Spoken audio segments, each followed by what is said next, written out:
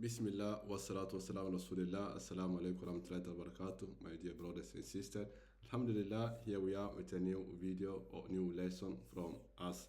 Inshallah, let's look. We are going to look at how to formulate a question. If you remember, if you recall yesterday or in the last video, I told you that inshallah we were going to see how to formulate a question, how to make a question, okay? The different way of formulating a question. Inshallah, without wasting your time, let's go into it. Let's jump into it.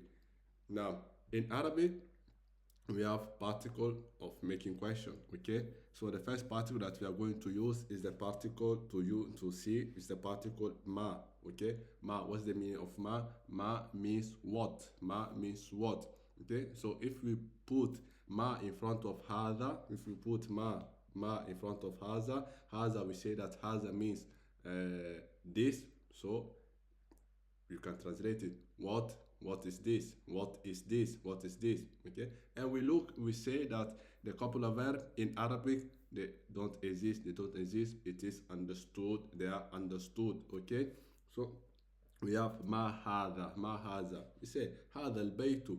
One will bring forward something and we look at it, we don't know what is that, or maybe we are confused, we want to inquire about it and to understand better. We ask, what is that?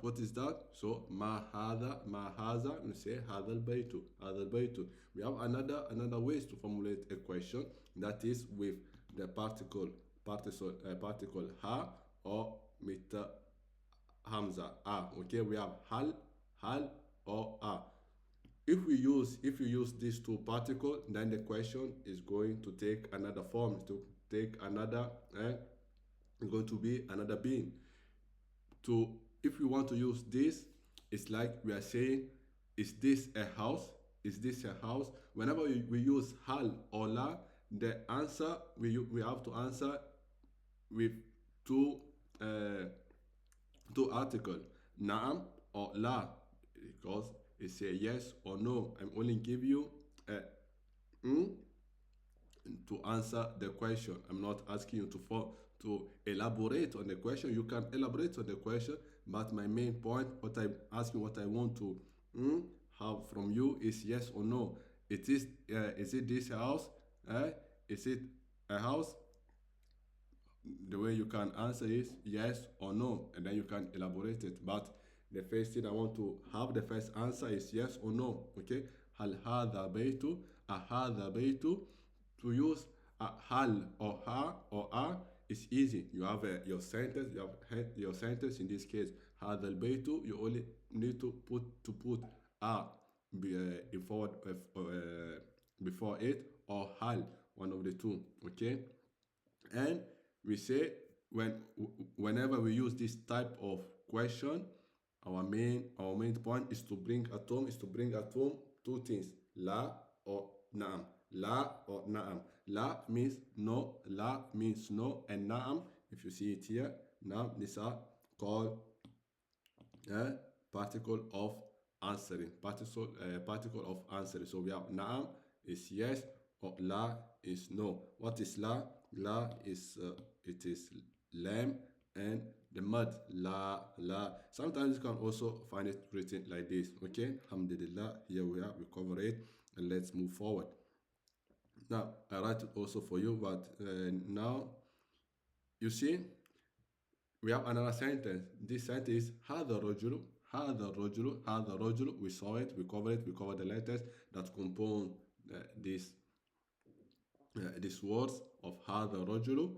In the first sentence we say hada al baytu, in the second we say hada rajulu. So one, we are referring to an object, and the second one we are referring to something, to somebody, a human being. In Arabic, we have two categories. Okay, in Arabic we have two categories.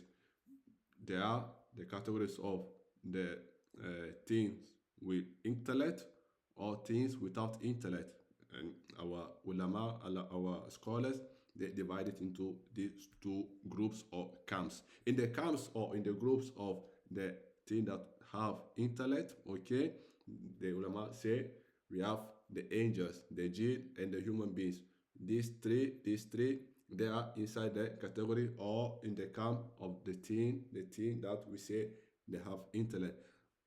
Other than those three, everything, okay, subhanallah, everything we have to put it in the box of those things without intellect. In Arabic we say غير العقل, absent of intellect or absent of understanding, where we want to translate it.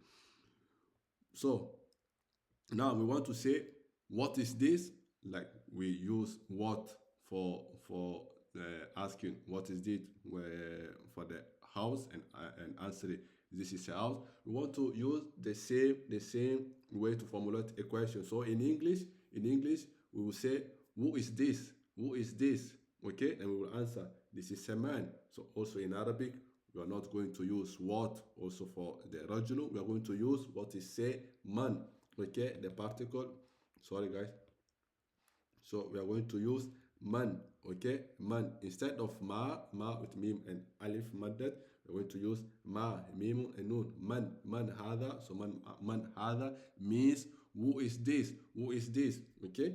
And also like how we say with hada al baytu, we can use hal or a, because we say to use a or hal, you just have to put those particles in front of the sentence. So you have a sentence, you have a normal sentence, but you want to make it into an interrogation. You want to make it into an interrogation. So what will you do? You will put a or hal in front of the sentence, and automatically will change and become an interrogation. Will be is this a man? Is this a man? هذا رجل. أهذا رجل. هل هذا رجل. أهذا رجل. هذا رجل or هل هذا رجل. Is this a man? Okay, or we use man هذا. What is who is this? هذا رجل. هذا رجل. نعم هذا رجل. هل هذا رجل؟ لا ما رجل. ما هذا رجل.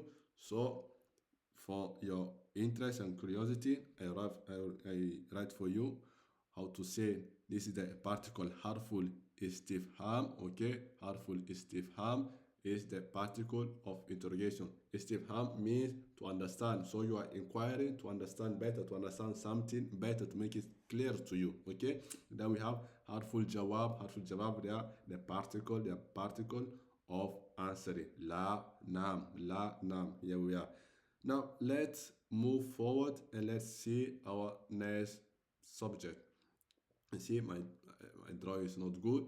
We draw, if you recognize both the two drawings, one is a sun and the other one is a moon. The one is a sun and the other one is a moon. So inshallah, in this subject we're going to introduce what is called washamsu, and the other one is called al-qamar. We have ashamsu and al-qamar, okay. We have shamsu and al-qamar. So what is this subject about? In Arabic we have letters that they are called sun letters, and then we have letters that they are moon letters. So what is the difference? The sun letters, like if you can see, we say ashamsu. If we don't, without the wa, we will say ashamsu. So we will skip the school on the lam. We'll skip the noon, the school on the lam, okay. Yeah, we will skip the lam, okay, the school on the lam. But if we have wa, okay, if we have another letter before this word, then we'll skip, let's use another color. We'll skip the al, and we'll go direct to the she. So so we'll read it washamsu. Now that's how the thing is. As for the al-qamar, as for the letter, the lunar letter, you will pronounce the al. So if we have a waw in front of the al, we will jump the we will jump we will not pronounce the alif, and we'll go directly where we go directly to al, and we pronounce only the al, okay? But if obviously we don't have the wow, we'll say al qamar. So if you see in both case, if there is a letter, let's write wow in red. If there is a letter before the al, in one case, you'll skip the al altogether, and the other one you'll pronounce the al, but skipping the alif. Now, this, how can we say it? The grund. The reason of this, inshallah, we will see it next in the next lesson. I will call it the civil war of the two Hamza. One is Hamzatul Qata and the other one is Hamzatul Wasl, but we're not going to go deep into it. What is of our interest today is to know that there are solar letters and there are sun letters. Whenever we have a sun letter, we'll skip the al, and then we'll go to the main letter. Whenever the letter is a moon letter, we'll pronounce the al. And make sure, don't confuse, this rule is only applicable only for the definite article. This al that we are skipping is only for the definite article, okay? It's not that if you see a lam before a solar letter, then you don't pronounce the lam. No, please. This is only for the definite article. Now, here, alhamdulillah, in the Quran, you will find always help. You will find help, right, down, up, everywhere, every part, in any angle, you will find help. Now, like how we say, if a letter is a sun letter, we are not going to pronounce the lam or al. If a letter is a lunar letter, moon letter, we are going to pronounce al or lam. So what is the elf? What is the help? If you see, look at here. Sorry. Here we have she, that is a solar letter. So what is telling you? Say, look, be careful. Here we have a solar letter, so it's not putting you any sukun. It's not putting any sukun on top of al. You don't have any sukun. So you say, jump me, and go direct to the sheen. As for the moon letter, you have a sukun. You have a sukun on top of al. So it's telling you, look, pronounce because the letter follow me is a moon letter. So we say, okay, we are going to do that. Bismillah, alhamdulillah. Let's go forward. So we cover also the sun letters and the moon letters. Now, every time I told you we are going to see this image is a reference that, okay, we are going to see the letters that we just covered, inshallah. Alhamdulillah. Let's see the first letter. Inshallah, the letter is mim. So mim, what you see beside him is the drawing of a moon, okay? I'm not an artist, but I hope it should give the concept at home. It should bring the concept at home. So mim to generate the sound of mim is the same place where we find ba. So we use the both lips to produce this sound. So the mim is a common sound in most of the language. I don't know any language that doesn't have mim. Every language have mom, okay, mother, mama, okay. In different language, it's a common sound. Now let's see how it is. What is the shape? What is the form? So when it's isolated, it is written like this. This is how it is written when it is isolated, okay? So here it is the beginning, the middle, and the end. When it's the beginning, so you just have a circle, something like a circle, and then here to showcase that there's a letter following. And then we have here, it's the same circle, this line to showcase, okay, there are letters before and after him. And most of the time, the end part of a letter is similar to most case to the isolated form, okay? So here we have the head and then we close it. Every time we want to identify a letter, we have to, our main focus is the head of the letter, is the head. That is our main, where we have to focus, where we have to put our concentration. We don't, let's say this is the head, sorry. Let's say this is the head of the letter, okay? And then this is the leg, The leg, we don't care about the leg, we don't like the leg. We say, okay, thank you for being there, but thank you, but no thank you. What is our main objection? What we like to see is the head, okay? Alhamdulillah. Now let's go to another letter. Noon. We have noon, a noon. You can see, alhamdulillah, we put something shiny near to him. It's a solar letter. Alhamdulillah. And noon is coming. It's the same way we produce lamb, but we use the tip of our tongue. If you remember, for lamb, we say we are not using the tip of our tongue, but we are using what? The edge of our tongue. Here it is. If you see, here it is the lamb, here it is the noon.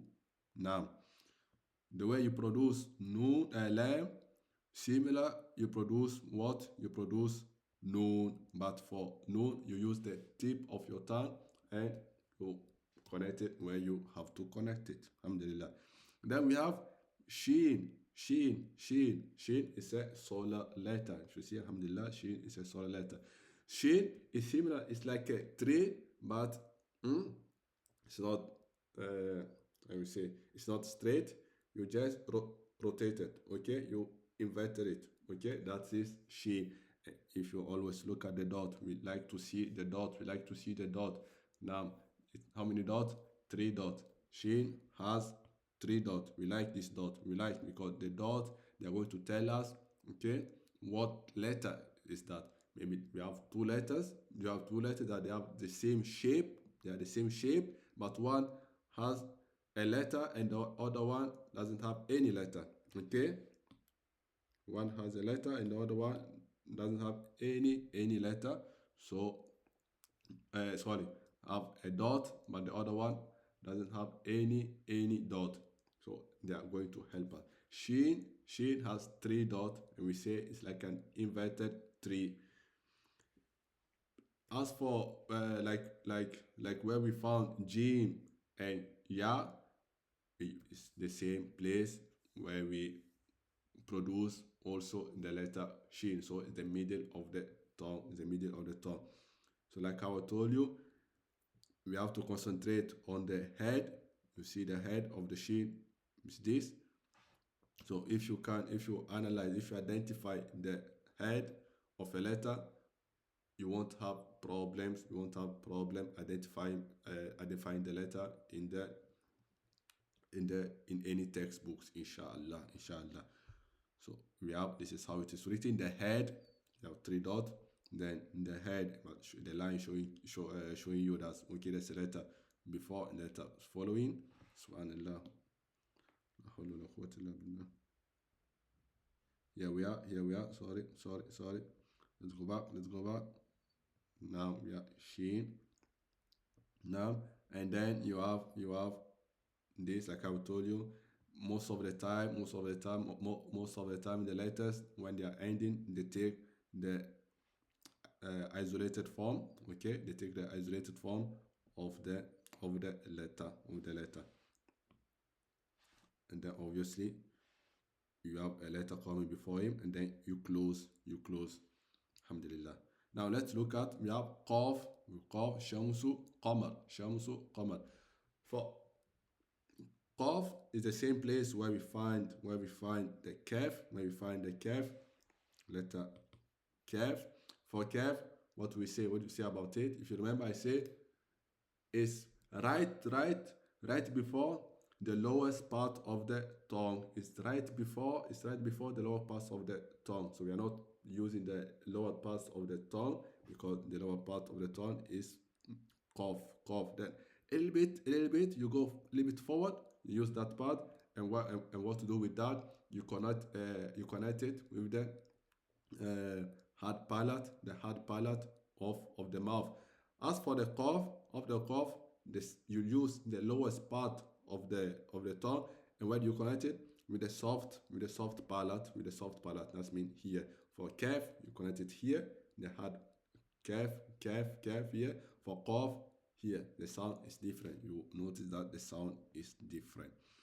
Now we have our last letter, inshallah, that we are going to cover for today. That is sin. The shape is similar to shin, but what is the difference? Tell me. Now, thank you. Shin, you have 3 dots. Sin, you have you don't have any dots. You don't have any dot on top of it. So let's read how to produce this sound. For sin, what do? You connect the tip of the tongue with the gums behind the upper incisors. Okay, so we use the tip of our tongue. And what we do with it, we connect it behind where? Behind the gums of the upper incisor. But what we have to do is not finished. Leaving a small space between the gums and the incisor of the upper teeth. Okay, that is how this sound is generated. So let's look at the picture. So this is not the best of the picture. Inshallah, on internet you can find, or YouTube you can find where it is maybe concentrated. It's a better picture than this that is showcasing you how to pronounce or produce the sound. So you use the tip of the tongue. So you see, this is C alongside with another letter. So you connect it. You don't connect it, you place it. Let's say you place it behind the gums of the upper incisor. You leave a little bit of space, so you don't connect it. You place it, leaving a space, and that is how you pronounce the letter C. Okay, alhamdulillah. So this is how it is written. It's like the she. You write it. The head. It what is our concern. So sin, middle, beginning, middle, end. Alhamdulillah. And alhamdulillah, we have came to the end of this lesson. And inshallah, like I will told you before, inshallah, in the next lesson we are going to look at the civil war of Hamza.